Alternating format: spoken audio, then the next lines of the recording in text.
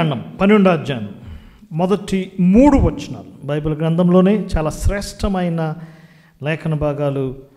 మానవ చరిత్రకు, బైబిల్ చరిత్రకు, దైవిక ప్రణాళికలో ఒక కీలకమైన వచన భాగాలు మనం చదువుకుందాం. ఆదికాండం 12వ అధ్యాయం మొదటి 3 వచనాలు చదువుకుందాం. యెహోవా, నీవు లేచి నీ దేశం నుండి, నీ బంధువుల యొద్ద నుండి, నీ తండ్రి ఇంట నుండి బయలుదేరి నేను నీకు చూపించు దేశమునకు వెళ్ళుము. నిన్ను గొప్ప జనముగా చేస్తాను, నిన్ను ఆశీర్వదిస్తాను, నీ నామాన్ని గొప్ప చేస్తాను. భూమి యొక్క సమస్త వంశములు నీ యందు ఆశీర్వదింపబడును. బైబిల్ గ్రంథంలోని అత్యంత కీలకమైన వాక్య భాగాలు స్నేహితులారా. 18వ అధ్యాయం 18వ వచనం సేమ్ అదే మాట మరలా చెప్పబడింది. 18వ అధ్యాయం 18వ వచనం, అబ్రహాము నిత్యముగా బలము గల గొప్ప జనమగును, అతని మూలముగా భూమిలోని సమస్త జనులు ఆశీర్వదింపబడును. మరొకసారి చూద్దాం. 22వ అధ్యాయము 18వ వచనం, మరియు నీవు నా మాట వినినందున భూలోకంలోని జనములన్నీ నీ సంతానం వలన ఆశీర్వదించబడినని యెహోవా తోడని ప్రమాణము చేశాడు. అబ్రహాముకి ఇవ్వబడిన గొప్ప ఆశీర్వాదం. ఈ సమయమందు అబ్బురపరిచే అబ్రహాము జీవితంలోని ఆత్మీయ సత్యాలని మన ధ్యానాల్లో ఈ సమయమందు అబ్రహాముకి ఇవ్వబడిన వాగ్దానంలో ఉన్న 7 ప్రత్యేకతలు, 7 ఫ్యాక్ట్స్, 7 వాస్తవాలు. దేవుడు అబ్రహామును పిలిచినప్పుడు అబ్రహాముకు దేవుడు ఒక ఫీలింగ్ ఇవ్వలేదు. నువ్వు వస్తే నేను ఆశీర్వదిస్తాననే ఒక ఫీలింగ్, భావన ఇవ్వలేదు.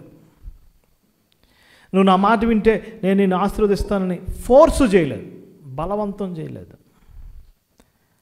నువ్వు నా మాట వింటే నేను నిన్ను ఈ విధంగా ఆశీర్వదిస్తానని ఒక ఫాల్స్ ప్రామిస్ చేయలేదు. ఒక ఫీలింగ్ కాదు, ఒక ఫోర్స్ కాదు, ఒక ఫాల్స్ ప్రామిస్ కాదు. It is a fact. దేవుడు అబ్రహాముకు చెప్పింది వాస్తవం. ఈ 12వ అధ్యాయం మొదటి 3 వచనాల్లో ఉన్న 7 వాస్తవాలు ఈ సమయం అబ్రహాము జీవితం నుంచి మనం ధ్యానం చేద్దాం. గత దినాల్లో అబ్రహాము జీవితం అవుట్ సైడ్ జెనసిస్, ఆదికాండం వెలుపల అబ్రహాము జీవితాన్ని మనం ధ్యానం చేశాం. మొదటి వారంలో అబ్రహాము జీవితంలో ఉన్న ఏ అంశం మనం ధ్యానం చేసామండి? అబ్రహాము జీవితంలో ఉన్న టెస్ట్స్, ఎదుర్కొన్న పరిస్థితులు, పరీక్షలు.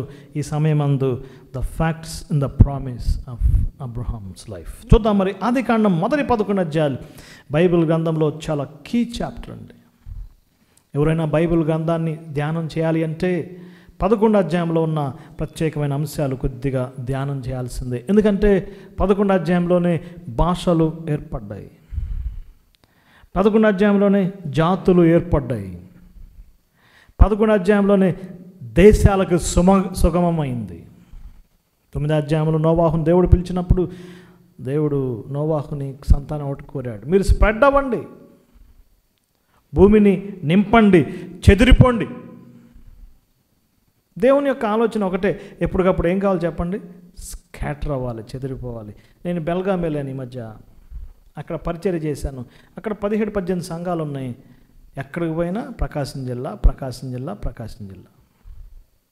ఏ సంఘానికి పోయినా ఏ ఊరన్నా అంటే మాది పొదిలి, మాది మార్కాపురం, మాది గిద్దలూరు, అంతా ఎక్కడి నుంచి అండి? ప్రకాశం జిల్లా. మరి హైదరాబాద్ వచ్చాం, ఏ మూలకు పోయినా మాది పాగో తూగో. పాగో తూగో అంటే పశ్చిమ గోదావరి, తూర్పు గోదావరి. ప్రపంచంలో ఇంకెక్కడికి వెళ్తామంటే మేము మలయాళీసం అండి, మేము కేరళైట్స్. ఏంటి దేవుని విధానం? చెదరగొట్టడం. 150 years క్రితం ఈస్ట్ అండ్ వెస్ట్ ప్రాంతాలకు సువార్త వచ్చింది. సువార్త విన్నారు, వారు చెదిరిపోయారు. దుబాయ్ పోయారు, ఖతార్ పోయారు, గల్ఫ్ పోయారు, సకినేటిపల్లి ఆ ప్రాంతం పోతే మొత్తం ఒక ఇంటికి ఎక్కడుంటారు చెప్పండి? ఆ యొక్క ఈస్టర్న్ కంట్రీస్లో ఉంటారు. ఏంటి గాడ్స్ ప్రోగ్రామ్? అక్కడ సువార్త విని అక్కడ స్ప్రెడ్ చేయాలి. గ్రేట్ మిషనరీస్ సైలస్ ఫాక్స్ గారు బ్యాప్టిస్ట్ మిషనరీస్ ద్వారా ప్రకాశం జిల్లాకి సువార్త వెళ్ళింది. ఇప్పుడు వాళ్ళే ఏమయ్యారు చెప్పండి? అన్ని రాష్ట్రాలకు వెళ్ళి మ్యాసన్స్, గోడ కట్టే పనివాళ్ళు వాళ్ళే, బిల్డింగ్స్ కట్టేవాళ్ళు వాళ్ళే. నిజామాబాద్ పోయారు, ఎక్కడికి వెళ్ళినా వారు సువార్తను తీసుకెళ్ళారు. దేవుని ప్లాన్ ఏంటి? చెదిరిపోవాలి. దేవుడు ఆ విధంగానే చెదిరిపోవాలి. కానీ ఏం జరిగింది 11 అధ్యాయంలో? మేము చెదిరిపోం, ఒకే చోట ఉంటాం. మళ్ళా జలప్రళయం వస్తే, ఇదిగో దేవా నువ్వు ఈసారి మమ్మల్ని ఏమి చేయలేవో చూసుకో, ఒక స్కై స్క్రాపర్ కట్టుకుంటాం, ఒక పెద్ద టవర్ కట్టుకుంటామని బల ప్రదర్శనకు దిగారు. దేవునికి వ్యతిరేక దిశలో ప్రయత్నం చేశారు. కాబట్టి ఏం జరిగింది? 11 అధ్యాయం మనం చూస్తున్నాం. దేవుడు దిగి వచ్చాడు. ఆ మాట ఎంత ఆశ్చర్యకార్యమండి. పైకి వెళ్ళిపోదాం, మానవుడి యొక్క ప్రగల్భం. 11 అధ్యాయం చూడండి, 5వ వచనం, పేరు సంపాదించుకుందాం రండి. 4-5 వచనాల్లో. 7వ వచనం, మనము కిందకు దిగిపోదాం కదా. దేవుని ఆలోచన ఏంటి? Let us go down, come down. మానవుడు ఆలోచన ఏంటి? మనం పైకి వెళ్దాం,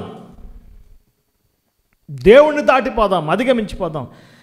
దేవుని ఆలోచన ఏంటి? మనం క్రిందకి దిగిపోదాం. దేవుడు ఎప్పుడు ఒకటే సూత్రం, తను తాను హెచ్చించుకున్నవాడు తగ్గించబడును, తను తాను తగ్గించుకున్నవాడు హెచ్చించబడును. చెదరగొట్టబడ్డారు, సమస్త జనులు స్కాటర్ అయ్యారు. దాని మొత్తానికి నిలయం బబులోను, ఇరాక్. ఇప్పుడు సౌత్ ఇరాక్ ఆ ప్లేస్. అందులో ఊర్ అనే ఒక లగ్జరియస్ సిటీ ఉంది. అందులో ఒక వ్యక్తిని మనం కలుసుకుంటున్నాం. ఆయన పేరేంటండి? అబ్రామ్. ఆయన కూడా వ్యక్తిగతంగా ఎలాంటి వాడో మనకు తెలుసు స్నేహితులారా. వాళ్ళ పూర్వీకులు, ఆ మాట రాయబడింది 24వ అధ్యాయం యెహోషువ గ్రంథంలో, విగ్రహాలు దేవతలు పూజించారు. ఒక ప్రత్యేకమైన దినం దేవుడు ఆ వ్యక్తిని పిలిచాడు. గతంలో చాలాసార్లు చెప్పుకున్నాం, మహిమగల దేవుడు ప్రత్యక్షమయ్యాడు. ఎవరికి? అబ్రహాం. ఆ పిలుపు ఎందుకొని అబ్రహాం బయలుదేరాడు.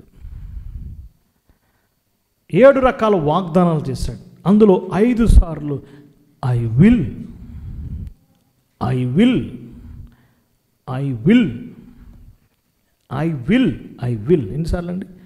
5 times. నేను ఆశీర్వదిస్తాను. 1వ అధ్యాయం నుంచి 11వ అధ్యాయం వరకు మీరు చదవండి.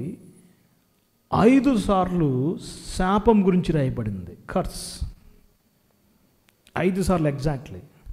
ఆ వచనాలు నేను చెప్పను, మీరు చెక్ చేయండి. 5 సార్లు కర్సలు చెప్పాడు. ఇప్పుడు దేవుడు దాన్ని బ్యాలెన్స్ చేస్తున్నాడు. ఎవరి చేత? అబ్రహాము చేత. అందుకే అబ్రహాంతో ఏమన్నా అండి? I will. ఆ ఒక్క వాగ్దానం, ఆ ఒక్క ప్రామిస్, ఆ కాంపోజిషన్ బైబిల్ చరిత్రను మలుపు తిప్పింది. ఆ ఒక్క గ్రేట్ ప్రాఫెసీ, అది ప్రవచనం అనండి, నిబంధన అనండి, వాగ్దానం అనండి, ఆ ట్రూత్ బైబిల్ చరిత్రకు గొప్ప మలుపైంది. ఈనాడు మనం కూడా అబ్రహాం లాంటి వారమే.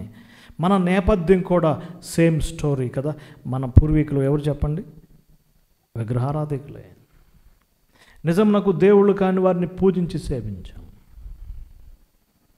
మన ఫోర్ ఫాదర్స్ ఇప్పుడంటే 30 years 50 years మనకేదో మన పేరెంట్స్ వలన ఈ యొక్క బైబిల్ని పట్టుకునే అవకాశం వచ్చింది. కానీ ఒక 100 yearsకి వాళ్ళ ముందుకైతే వెళ్ళండి కదా. ఇప్పుడు కూడా ఆ చోట్ల మనం చూస్తున్నాం.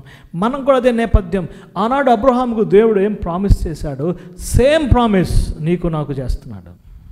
స్పిరిచువల్గా ఏ విధంగా అబ్రహాం పొందుకున్న వాగ్దానాలు మనకు అప్లై అవుతుందో మనం చూద్దాం. రియాలిటీ అబ్రహాముకే.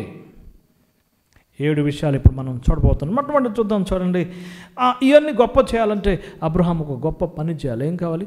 అతడు సపరేట్ అవ్వాలి. ఆ ఊరనే ప్రాంతం నుంచి సపరేట్ అవ్వాలి. ఒక మాట అక్కడ రాయబడి ఉంటుంది, నది అద్దరి అనే మాట. నది అద్దరి.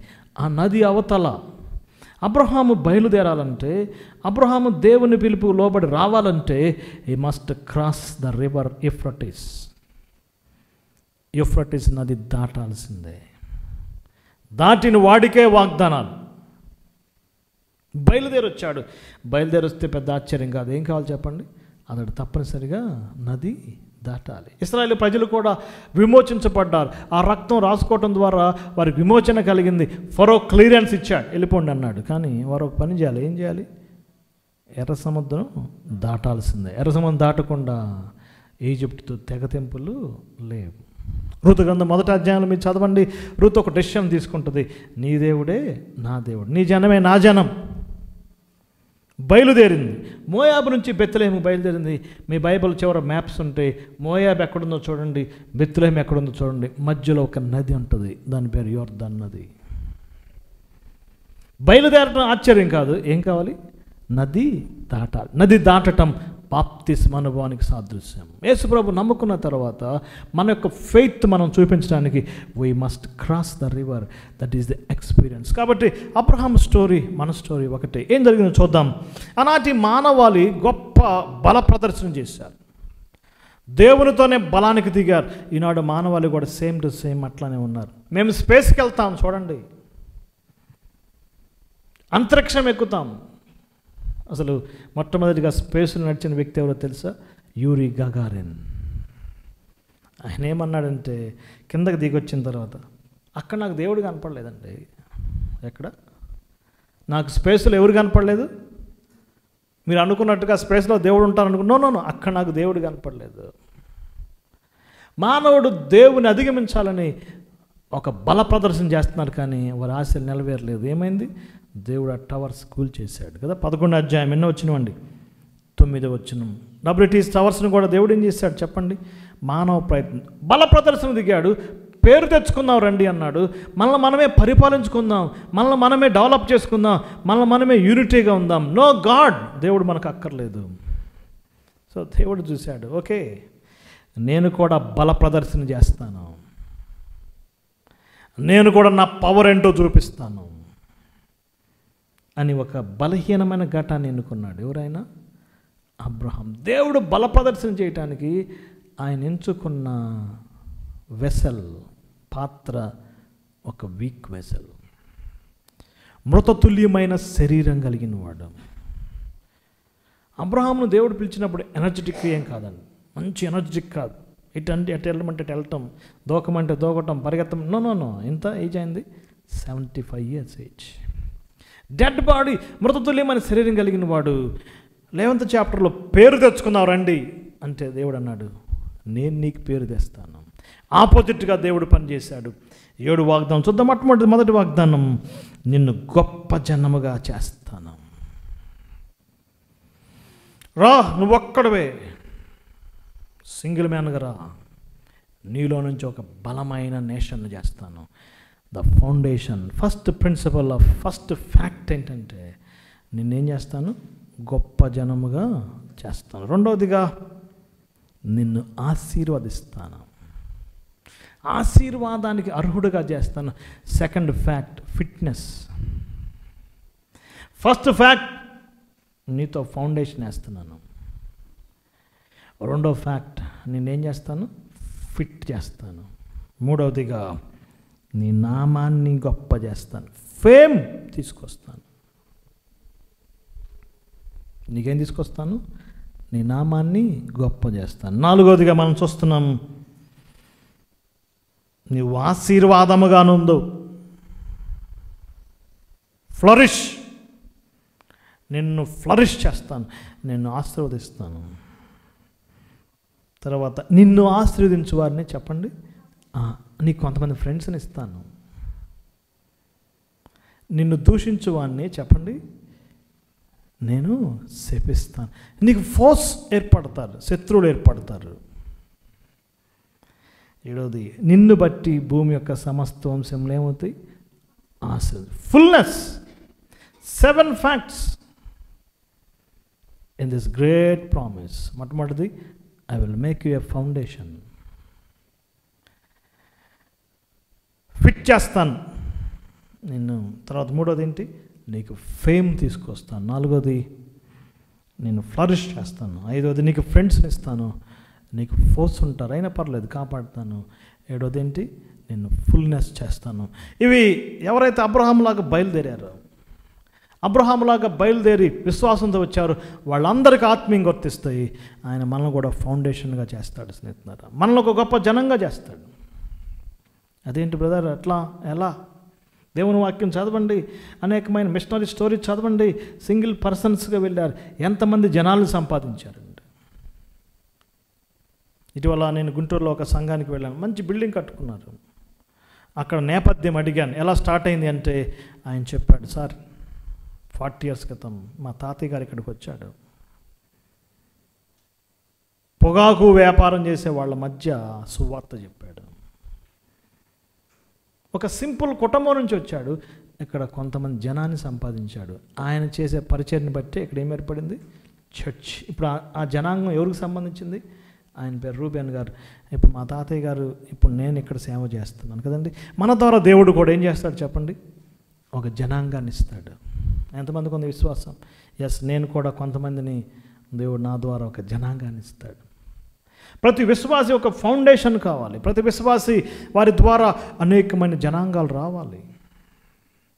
అపోస్తలుడైన పౌలు అదే అన్నాడు, నేను మిమ్మల్ని కన్నాను. మీకు ఉపదేశకులు ఎంతోమంది ఉన్నారు, కానీ మీకు తండ్రులు అనేక మంది లేరు. నేను మిమ్మల్ని కన్నాను.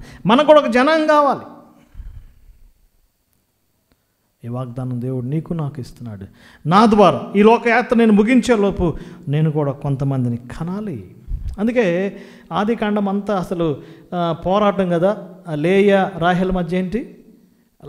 లేయా కంది నేను కనాలి, రాహేల్ కంది నేను కనాలి.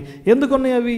ఆత్మీయ సిగ్నిఫికెన్స్. వాళ్ళకు ఒక కాంపిటీషన్. ఏంటి కాంపిటీషన్ చెప్పండి? నేను ప్రభు కొరకు ఏం చేయాలి? ఆత్మలను కనాలి.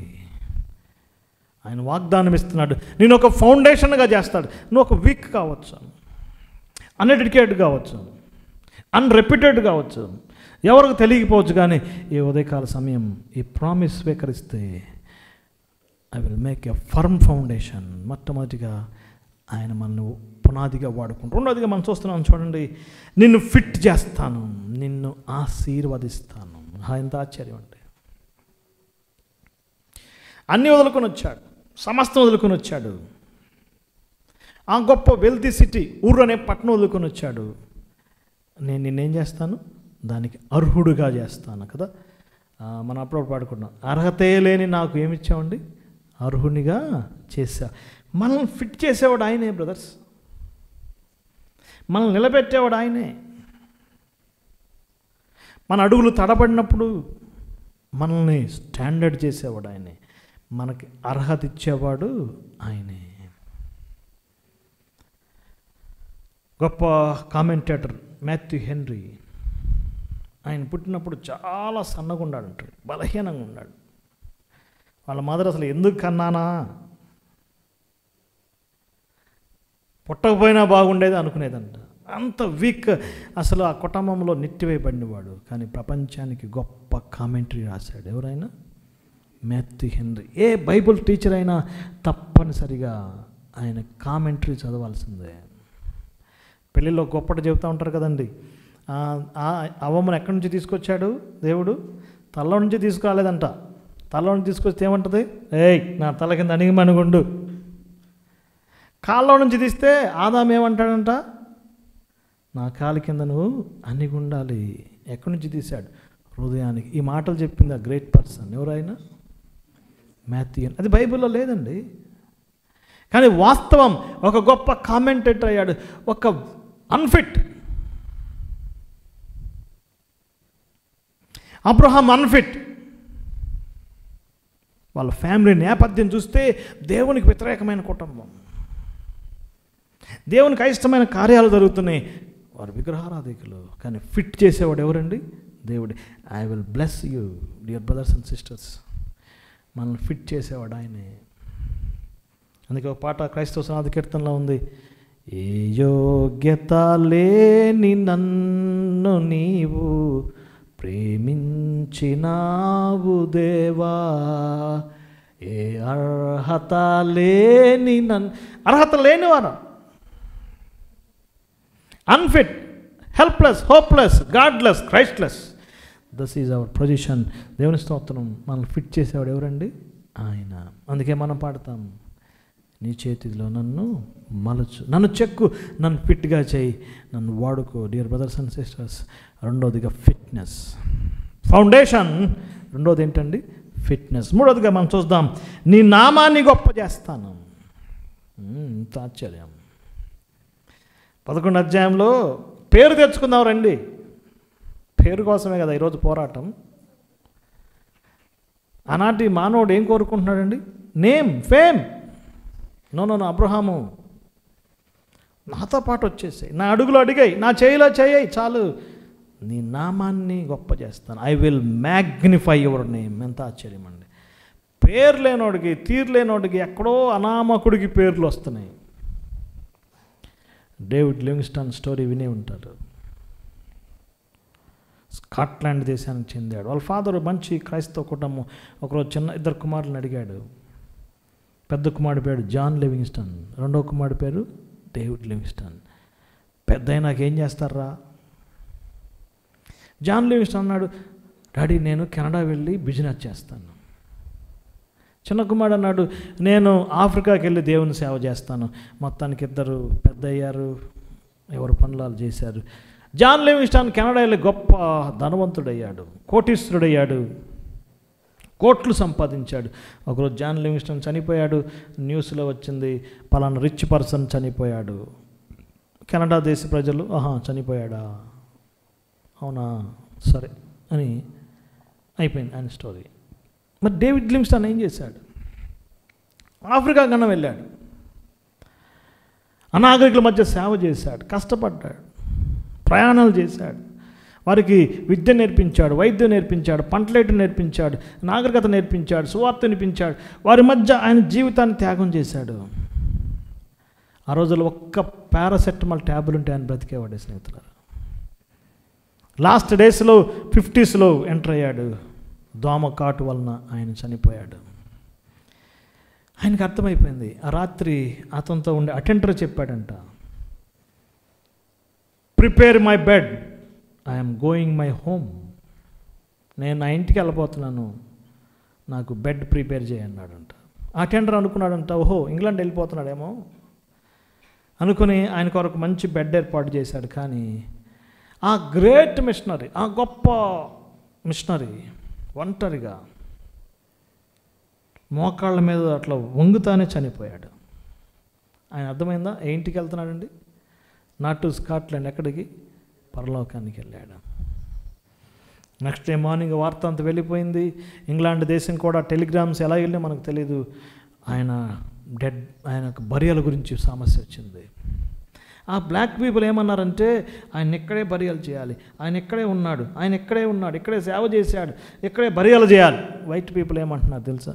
నో, మాకు రాణి గారి ఆజ్ఞలు ఉన్నాయి, ఇంగ్లాండ్ తీసుకెళ్ళాలి. ఎట్లా? సమస్య తీరట్లేదు, తుపాకులు పైకి పేలుస్తున్నారు, వీళ్ళంతా యూనిటీగా ఉన్నారు, ఇక్కడే బరియలు చేయాలి. ఒక గ్రేట్ బరియలు జరిగింది. అతనికి గుండెను కోసారు, చర్మాన్ని తీశారు, గుండె బయటికి తీశారు. ఆ గుండెను అక్కడ బరియలు చేశారు. ఎక్కడండి? ఆఫ్రికాలో. మరి మిగిలిన బాడీ అంతా ప్యాక్ చేశారు. ఎక్కడ తీసుకెళ్లారు తెలుసా? ఇంగ్లాండ్ తీసుకెళ్లారు. అర్ధరాత్రి ఆ యొక్క కాఫిన్ బాక్స్ వస్తున్నప్పుడు లండన్ ప్రజలు, మేబీ ఆ ప్లేస్ నాకు తెలీదు, కొవ్వొత్తులు వెలిగించుకొని ఆయన బాడీ కొరకు ఎదురు చూశారు. ఇంగ్లాండ్ రాణి కూడా ఎదురు చూస్తుంది. ఎవరి కొరకండి? జాన్ లివింగ్స్టన్ కొరక, డేవిడ్ లివింగ్స్టన్ కొరక? David Livingstone. ఆయన తీసుకెళ్ళి చక్రవర్తులు పాతిపెట్టే ప్లేస్, వెస్ట్ మినిస్టర్ అబ్బే అంటారు, అక్కడ పాతిపెట్టారు. రాజులు చక్రవర్తులు పాతి పెట్టబడే ప్లేస్లో ఇవ్వబడింది. ఎవరికి చెప్పండి? డేవిడ్ లివింగ్స్టన్ సమాధి. ఇప్పుడు చెప్పండి, ఎవరికి పెద్ద పేరు వచ్చింది? అదే నాలో ఇద్దరు వైఫ్ అండ్ హస్బెండ్ ఇంగ్లాండ్ దేశం టూరిస్టులకు వెళ్ళారంట. విమానం దిగిన వెంటనే గైడ్ అడిగారంట, బాబు ఎవరైనా సరే ఇంగ్లాండ్ లండన్ వస్తే ముందు ఎక్కడికి వెళ్తారు, ఎవరిని చూస్తారు? థేమ్స్ నది అని ఉంది కదా, థేమ్స్ బ్రిడ్జ్, అక్కడికి వెళ్తారా, ఎక్కడికి వెళ్తారంటే లేదండి. మీరు ఎక్కడి నుంచి వచ్చారు? మేము కెనడా నుంచి వచ్చాం సార్. ఓ కెనడా నుంచి వచ్చారా? అక్కడ ఒక ఆయన ఉండేవాడండి, జాన్ లివింగ్స్టన్. ఉన్నాడండి, ఎప్పుడో పుట్టాడు, ఆయన చనిపోయాడు కదా, ఆయన పెద్ద కోటీశ్వరుడు కదా. జాన్ లివింగ్స్టన్ తమ్ముడు సమాధి చూడటానికి వస్తారు. ఎవరైనా? David Livingstone. ఏంటి, జాన్ లివింగ్స్టన్ తమ్ముడా, బ్రదరా? ఆయన సమాధి చూడటానికి వస్తారా? ఎవరైనా ఇంగ్లాండ్ పోతే నిజంగా ఎవరి సమాధి చూడటానికి వెళ్తారండి? డేవిడ్ని. I will magnify your name. ప్రతి గ్రామంలో దేవుని కొరకు నిలబడిన ప్రతి విశ్వాసికి ఒక నేమ్ తీసుకొస్తాడు. ఇది కూడా వాస్తవమే. అబ్రహాం నేమ్ ప్రపంచ ప్రఖ్యాతిగాంచింది. ఆ ఫేమ్ తీసుకొస్తాను. మనం పేరు కోసం ప్రయాసపడాల్సిన పని, దేవుడే మనకేమిస్తాడండి? ఆయనే మనకి ఫేమ్ ఇస్తాడు కదా. మనం చాలాసార్లు చెప్పుకున్నాం, ఈ ప్రపంచమంతట్లో ఎవరి పేరు ఎక్కువ మంది పెట్టుకున్నారంటే అబ్రహాం. మన ఆధార్ కార్డులన్నీ చక్కగా నేమ్స్ అన్నీ ఎక్కించి కోటాను కోట్ల మేల్ చైల్డ్ పేర్లన్నీ అందులో పెట్టి ఏ పేరు ఎక్కువ మంది పెట్టుకున్నారని జస్ట్ ఒక సి ప్రోగ్రామ్ ఇస్తే ఇమ్మీడియట్గా చెప్పేది ఏంటండి, నెంబర్ 1 పొజిషన్ ఎవరిది? Abraham. Not Reddy, not Chowdary, not Murthy, not Sharma, not Venkateswara Rao, but ఎవరు? అబ్రహాం. ప్రపంచవ్యాప్తంగా అబ్రహాం పేరు మోతమోగిపోతుంది. ముస్లిం సోదరులు ఆ పేరు పెట్టుకుంటారు, క్రిస్టియన్ సోదరులు ఆ పేరు పెట్టుకుంటారు, ఇజ్రాయెల్ ప్రజలు ఆ పేరు పెట్టుకుంటారు. హైదరాబాద్లో అబ్రహాం ఉంటాడు, మోదుగుర్లో అబ్రహాం ఉంటాడు, నూజివీడ్లో అబ్రహాం ఉంటాడు. ఎక్కడికి వెళ్ళిన ఎవరు ఉంటారు చెప్పండి? అబ్రహాం ఉంటాడు. బట్టిబ్రోల్లో అబ్రహాం ఉంటాడు. I will magnify your name. 3వ ప్రామిస్, 3వ బ్లెస్సింగ్, ఫేమ్. 4వదిగా మనం చూద్దాం, నిన్ను నీవు ఆశీర్వాదకరంగా ఉండు, ఫ్లరిష్ చేస్తాను. 4వది చూద్దాం, చూడండి. నీవు ఆశీర్వాదముగా నుందువు, నిన్ను గొప్ప చేస్తాను, నేను నామమును గొప్ప చేస్తాను. 4వది ఫ్లరిష్ అవుతావు. నిజంగా ఈ ప్రపంచమంతట్లో ఆశీర్వదించబడిన జాతి ఒకటే స్నేహితులారా. ద్వితీయోపదేశకాండం 7వ అధ్యాయం 14 వచ్చిన చూడండి, సమస్త జనుల కంటే నీవు ఎక్కువగా ఏమవుతావు? ఆశీర్వదించబడతావు. ఈ విశ్వమంతటిలో ఆశీర్వదించబడిన జాతి, ఫ్లరిష్ అయిన జాతి ఇశ్రాయేలు జాతి. ఎన్నో కష్టాలు పడ్డారు. ఈ మధ్య నెతన్యాహు చెప్పాడు, ఒక ప్రసంగం చేశాడు, అది కదిలించేసిందండి.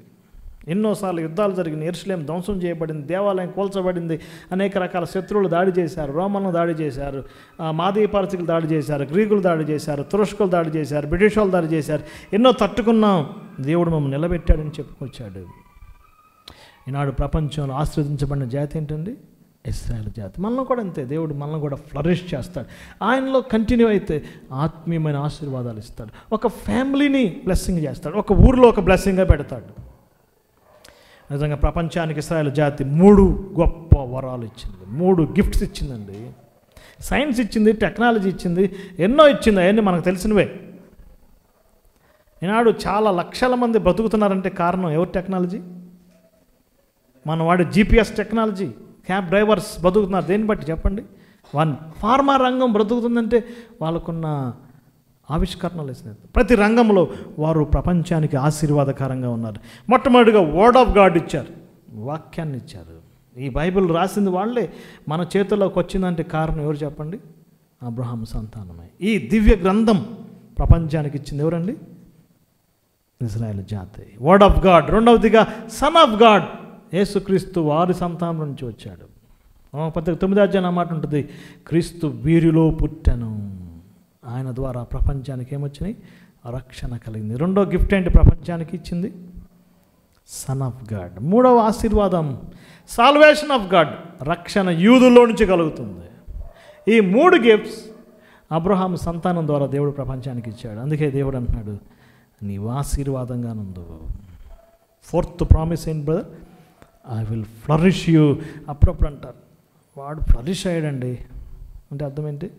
ఇక వాడు అభివృద్ధిని ఎవరు ఆపలేకపోయారు.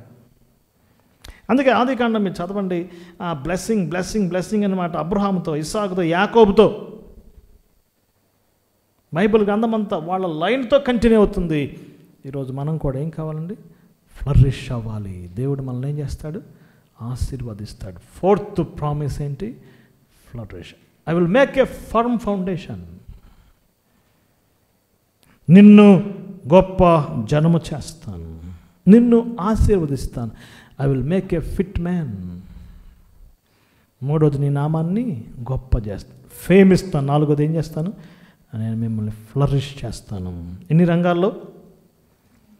అన్ని రంగాలు. సమస్త జనుల కంటే నీవు ఎక్కువగా ఆశ్రయించు. అందుకే ఒక హింట్ ఇవ్వబడి 24వ అధ్యాయం చూడండి, 24:1. అబ్రహాము బహుకాలం గడిచిన వృద్ధుడయ్యాడు, దేవుడు అబ్రహామును అన్ని విషయాలు ఆశ్రదించాడు. ఎన్ని విషయాలు అంటండి? అన్ని విషయాలు. 24వ అధ్యాయము 34 వచనం, దేవుడు అబ్రహామును బహుగా ఆశీర్వదించాను. స్టిల్ 2 మాటలు ఆయన జీవితాన్ని క్లోజ్ అయిపోయినాయి. 24th chapter. అన్ని విషయాలు ఆశ్రదించబడ్డాడు, బహుగా ఆశ్రయించబడ్డాడు. ఫ్లరిష్ చేస్తాను. ఐదవదిగా చూద్దాం, చూడండి. నిన్ను ఆశీర్వదించు వారిని ఏం చేస్తాను? ఆశీర్వదిస్తాను. ఇది గొప్ప అంశం స్నేహితులారా. నీకు ఫ్రెండ్స్ని ఇస్తాను. నిజంగా ఈ ప్రపంచంలో ఇశ్రాయేలు జాతిని ప్రేమించిన దేశాలు ఆశీర్వదించబడ్డాయి. బ్రిటిష్, ఇంగ్లాండ్ ఇజ్రాయెల్ అంటే ప్రేమించింది. ఇజ్రాయెల్ కొరకు వారు ప్రయాసపడ్డారు. ఆనాటి ఆఫీసర్స్, ఆనాటి Kings, emperors 20th century early టైంలో, ప్రపంచ యుద్ధ కాలంలో వారి కొరకు వారి దేశం వెళ్ళాలని మార్గం సుగమం చేశారు. దేవుడు వారిని ఆశీర్వదించాడు. మనకు తెలిసిందే కదా. ఏ జాతిని చెప్పండి?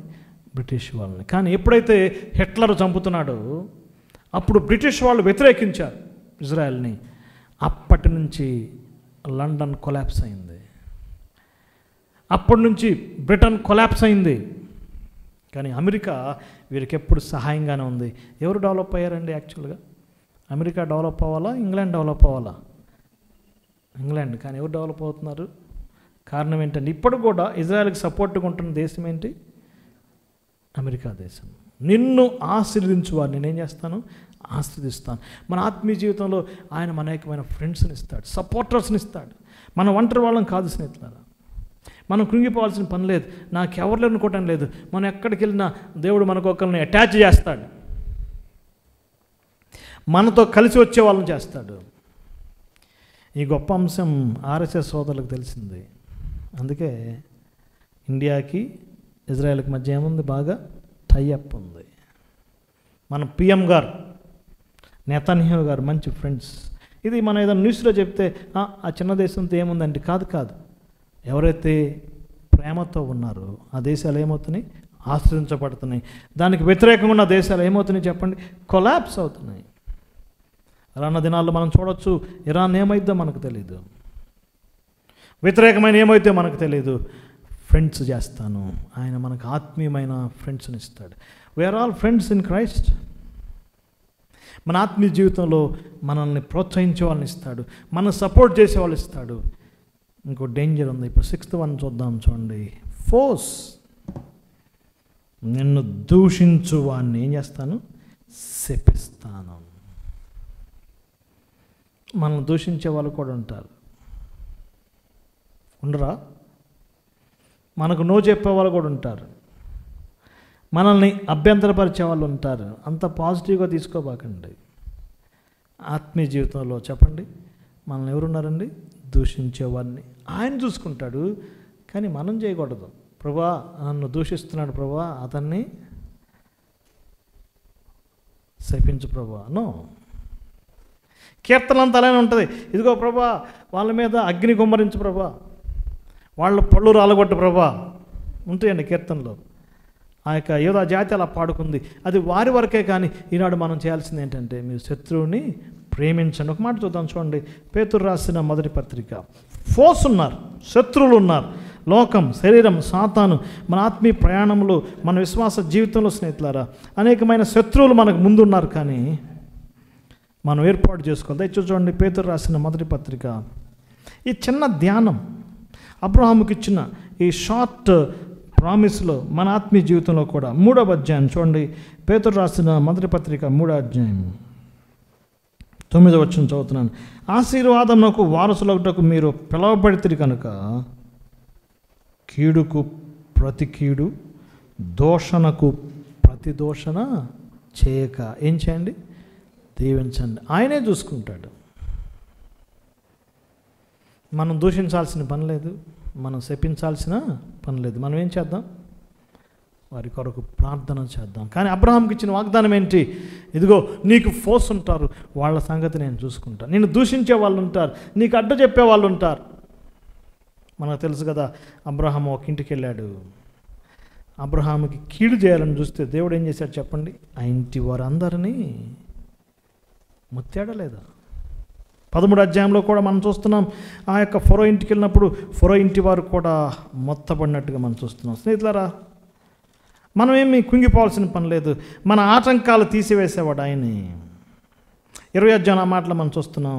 ఆ యొక్క గెరారు ప్రాంతానికి వచ్చినప్పుడు అనేక సమస్యలు అక్కడ ఎదుర్కొన్నట్టుగా మనం చూస్తున్నాం.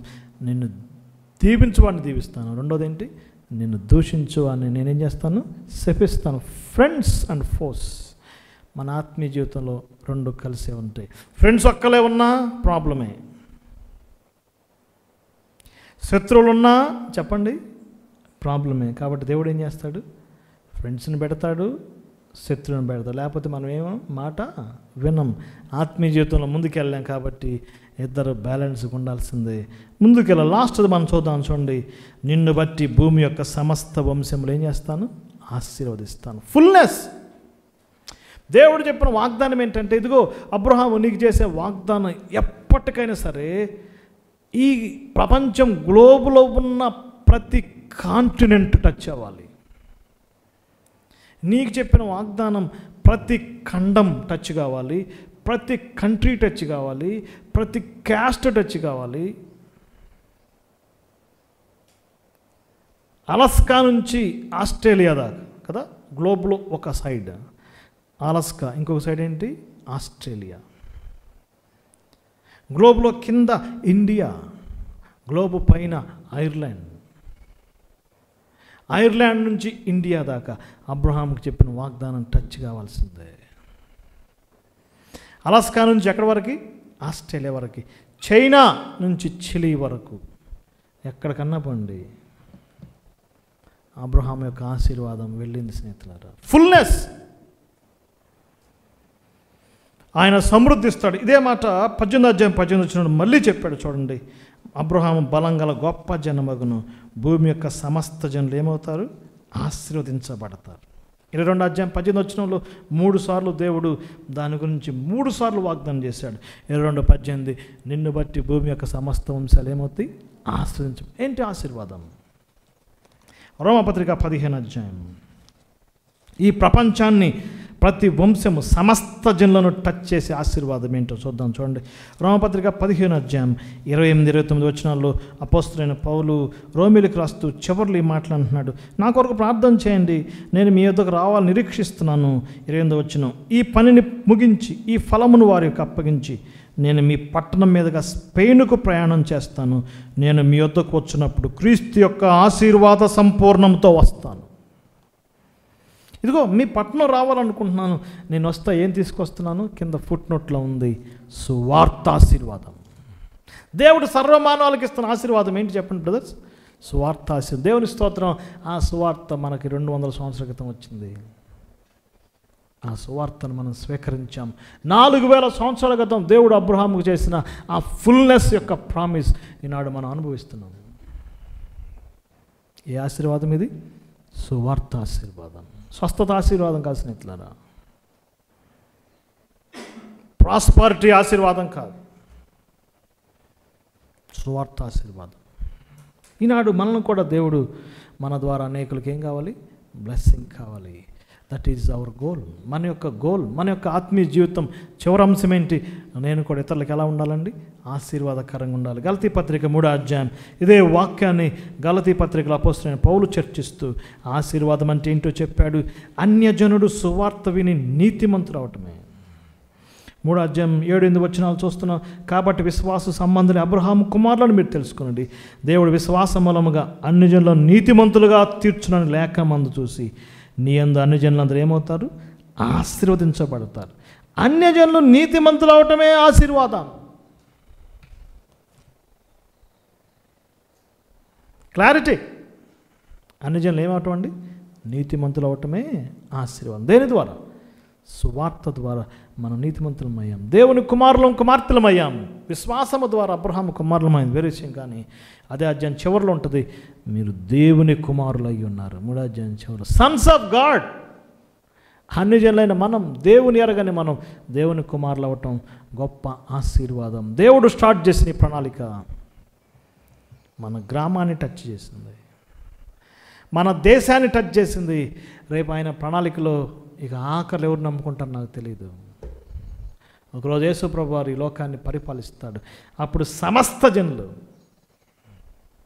అబ్రహాము చెప్పిన పూర్తి వాగ్దానం నెరవేరుద్ది. ఆయన పరిపాలనలో సమస్త జనులు ఆశీర్వదించబడతారు. దేవుని వాక్యం ఫ్యాక్ట్ స్నేహితుల, ఇది వాస్తవం. ఇది ఒక ఫీలింగ్ కాదు, ఇది ఒక ఫాల్స్ ప్రాపగాండా కాదు కదండి. ఇదేంటి చెప్పండి?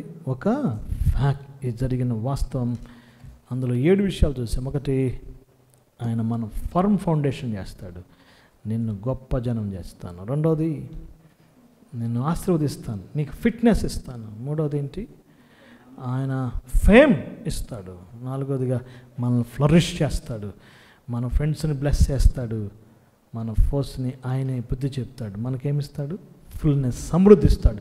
మన ఆత్మీయ జీవితంలో మనం కూడా అబ్రహాం లాగా ముందుకు నడిస్తే we will be flourished and we will get fullness. దేవుడి వాక్యాన్ని దీవించును గాక.